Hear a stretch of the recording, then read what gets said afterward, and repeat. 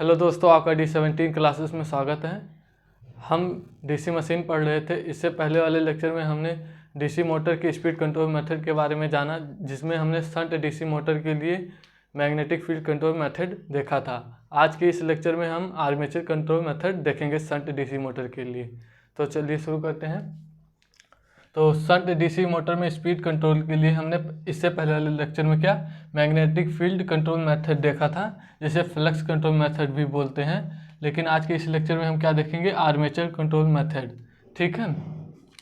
तो armature control method में हम क्या करते हैं, जो हमारा आर्मेचर है इसके सीरीज में हम क्या एक वेरिएबल मतलब परिवर्तनीय रेजिस्टेंस से जोड़ देते हैं। ठीक है। क्या करते हैं, जो हमारा आर्मेचर है उसके सीरीज में एक परिवर्तनीय रेजिस्टेंस से जोड़ देते हैं। ठीक है, जो आर है। ठीक है, ये आपके शंट डीसी मोटर का सर्किट डायग्राम है। ठीक, आपने एक इक्वेशन पढ़ा था कल, यह अनुक्रमानुपाती ई बी अपान फाई, और इसे लिख सकते हैं हम B minus I A into R A पान फाई। यही पढ़ा था ना, जहाँ आपको पता है बी बराबर ई बी प्लस, आपने मोटर में वोल्टेज इक्वेशन पढ़ा होगा। तो ई बी बराबर हम क्या लिख सकते हैं, B minus I A into R A. तो हमने यही ई बी की जगह यही मान रख दिया। ठीक है। तो आप यहाँ से देखिए, हम आर्मेचर कंट्रोल मेथड देख रहे हैं। तो इसमें देखिए आप लिख सकते हैं एन अनुक्रमानुपाती ई बी। ठीक है, क्या लिख सकते हैं, एन अनुक्रमानुपाती ई बी, क्योंकि हम आर्मेचर कंट्रोल मेथड देख रहे हैं। जहां आपको पता है ई बी बराबर क्या है, B minus I A into R A. हम पहले देख रहे हैं नॉर्मल स्पीड के लिए, जब मोटर में ये परिवर्तनीय रेजिस्टेंस नहीं लगा है तब इसकी स्पीड देखते हैं। ठीक है। तो आपको पता है एन अनुक्रमानुपाती क्या है, ई बी के मतलब उत्पन्न बैक ईएमएफ के। ठीक है, जहाँ हमें पता है ई बी बराबर होता है B minus I A into R A. ठीक है। आप यहाँ देखिए, अगर मोटर 200 वोल्ट का है तो इसमें सप्लाई हम क्या करेंगे 200 वोल्ट का। तो यहाँ बी कांस्टेंट है, आर्मेचर रेजिस्टेंस भी कांस्टेंट है। ठीक है, क्यों, क्योंकि एक बार जब मोटर की संरचना मतलब डिजाइन कर देंगे तो उसका रेजिस्टेंस हम चेंज नहीं कर सकते। ठीक है, और आर्मेचर करंट आपका लोड पे डिपेंड करेगा। ठीक, तो यहाँ लिख सकते हैं जहाँ ये नियतांक है। ठीक है, क्या है ये, जब हमारा नॉर्मल स्पीड पे मोटर गति कर रहा है। अगर मान लीजिए इस इक्वेशन पे हमारा मान लीजिए मोटर 100 आरपीएम पे है। ठीक है, अब जब हमारा मतलब वेरिएबल रेजिस्टेंस नहीं लगा हुआ था। ठीक है, मतलब हमने परिवर्तनीय रेजिस्टेंस नहीं लगाया हुआ था, तो हमारा मोटर क्या था 1000 आरपीएम पे मतलब गति कर रहा था। अब हमें क्या करना है, इसका स्पीड कंट्रोल करना है। अब यहाँ से अब हम क्या करेंगे कि हमने आर्मेचर के सीरीज में एक परिवर्तनीय रेजिस्टेंस लगा दिया है। आपने इक्वेशन पढ़ा, देखिए एन अनुक्रमानुपाती ई बी, जहाँ बराबर है क्या B minus I A into R A. ठीक है। ठीक है, यहाँ से आपने क्या किया, आर ए के साथ मतलब आर्मेचर जो है उसके साथ आपने क्या जोड़ दिया है, एक परिवर्तनीय रेजिस्टेंस जोड़ दिया है आर। तो ये हो जाएगा प्लस आर। तो यहाँ से देखिए, अगर आप आर का मान बढ़ा रहे हैं मतलब ये परिवर्तनीय रेजिस्टेंस है, वेरिएबल रेजिस्टेंस है। ठीक है, तो यहाँ से आर का जब मान बढ़ेगा तो ये देखिए आई इंटू आर के रूप में ये जो टोटल रेजिस्टेंस होगा इसके रूप में ड्रॉप ज़्यादा होगा। यहाँ पर देखिए, मान लीजिए आपका ड्रॉप 50 वोल्ट का हो रहा था मान लीजिए, तो आपने यहाँ क्या एक वेरिएबल रेजिस्टेंस मतलब परिवर्तनीय रेजिस्टेंस जोड़ा है। आप जैसे जैसे रेजिस्टेंस का मान बढ़ाएंगे यहाँ पर ड्रॉप भी बढ़ता चला जाएगा।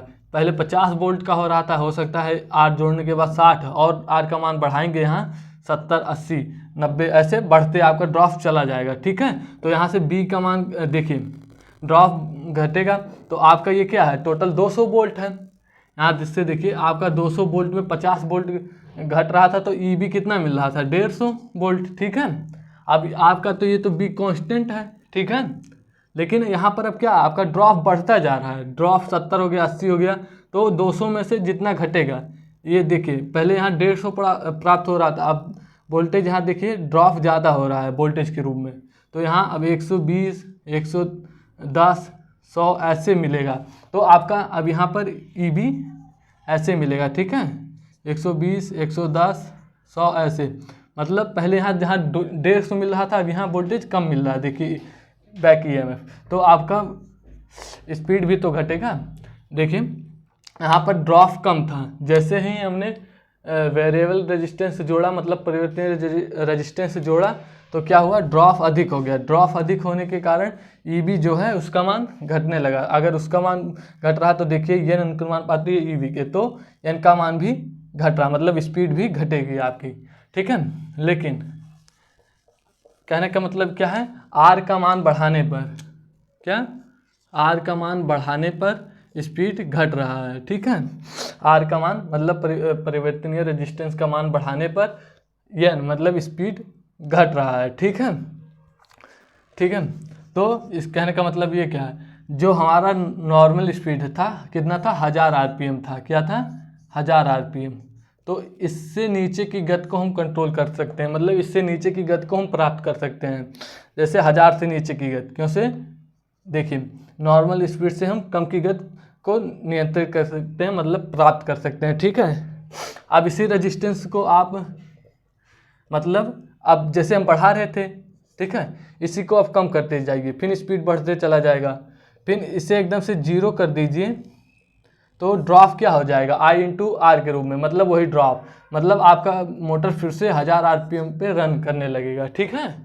तो कहने का मतलब इतना है कि अगर हम इस आर्मेचर कंट्रोल मेथड में जब आर्मेचर के सीरीज में परिवर्तनीय प्रतिरोध लगाते हैं, तो इस मेथड में हम जो मोटर का समान स्पीड है, मतलब नॉर्मल स्पीड है, उससे नीचे की गति को नियंत्रित कर सकते हैं, मतलब प्राप्त कर सकते हैं, उससे ऊपर की गति को प्राप्त नहीं कर सकते। जैसे अगर आपका मोटर 1000 आरपीएम पे नॉर्मल स्पीड पे मतलब गति कर रहा था, और जैसे ही हम इसके सीरीज में आर्मेचर के सीरीज में परिवर्तनीय प्रतिरोध लगाएंगे, तो इस 1000 आरपीएम से हम नीचे की गति को कंट्रोल कर सकते हैं, मतलब 1000 आरपीएम से हम 800-900 गति को प्राप्त कर सकते हैं, लेकिन इससे ऊपर की गति को हम प्राप्त नहीं कर सकते हैं आर्मेचर कंट्रोल मेथड द्वारा, ठीक है।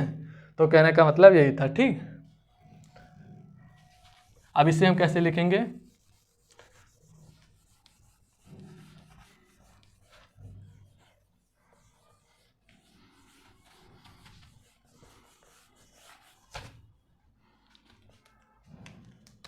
यहां से देखिए, समान गति के लिए सूत्र संबंध, ठीक है। आपने देखा एन अनुपाती है ईबी बैक ईएमएफ, और जहां ईबी बराबर है B minus I A into R A, जहाँ ये क्या है, नियतांक है।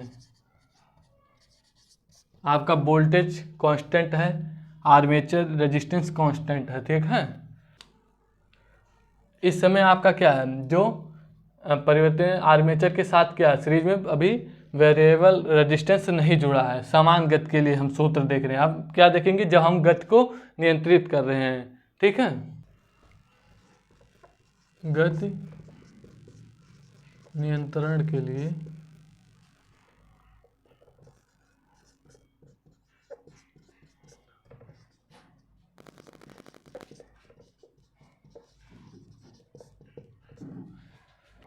आपको पता है एन अनुक्रमानुपाती ई बी जहाँ बराबर है बी माइनस आई ए। अब हम क्या कर रहे हैं, गति नियंत्रण के लिए सूत्र संबंध देख रहे हैं। तो अब हमने क्या परिवर्तनीय रेजिस्टेंस आर्मेचर के सीरीज में लगा दिया है, ठीक है। तो यहाँ पर देखिए आर ए प्लस आर, ठीक है, ये हो जाएगा। तो अब ड्रॉप ज़्यादा होगा, ड्रॉप ज़्यादा होने के क्या कारण क्या होगा, ई बी घटेगा तो आपका गति भी घट जाएगा। तो यहाँ पर देखिए, अगर हम आर का मान बढ़ा रहे हैं, मतलब परिवर्तनीय प्रतिरोध का मान बढ़ा रहे हैं आर का मान, तो हमारा एन क्या हो रहा है, घट रहा है, क्या है, स्पीड घट रही है, ठीक है। तो यहाँ से निष्कर्ष क्या निकला है हमारा, देखें,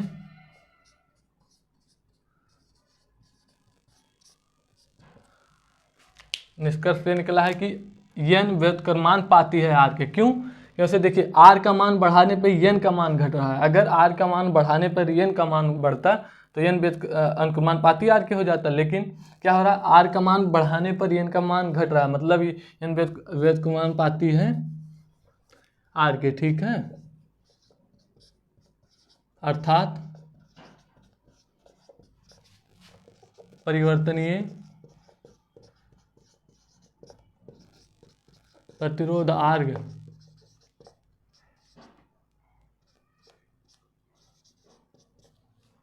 प्रतिरोध का मान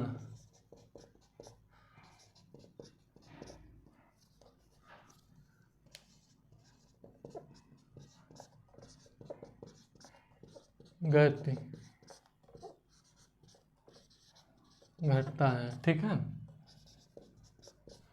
क्या अर्थात क्या है, परिवर्तनीय प्रतिरोध का मान बढ़ाने से गति घटता है, मतलब आर का मान बढ़ा रहे हैं तो एन का मान घट रहा है, ठीक है। तो आर्मेचर कंट्रोल मेथड का ये बारे में लिखा है, आप अपने इसे लैंग्वेज में समझ के भी लिख सकते हैं। ये इसका सर्किट डायग्राम है, ठीक है। और आर्मेचर कंट्रोल मेथड में हम क्या करते हैं, शंट डीसी मोटर में, अगर इस शंट डीसी मोटर की स्पीड कंट्रोल में हम क्या करेंगे, आर्मेचर कंट्रोल मेथड में हम क्या कर सकते हैं कि जो हमारा नॉर्मल स्पीड है मोटर का, उससे नीचे की गति को नियंत्रित हम कर सकते हैं, ठीक है। तो आज के लिए बस इतना ही। अगले लेक्चर में हम सप्लाई वोल्टेज कंट्रोल मेथड देखेंगे शंट डीसी मोटर के लिए। तो मिलते हैं अगले लेक्चर में।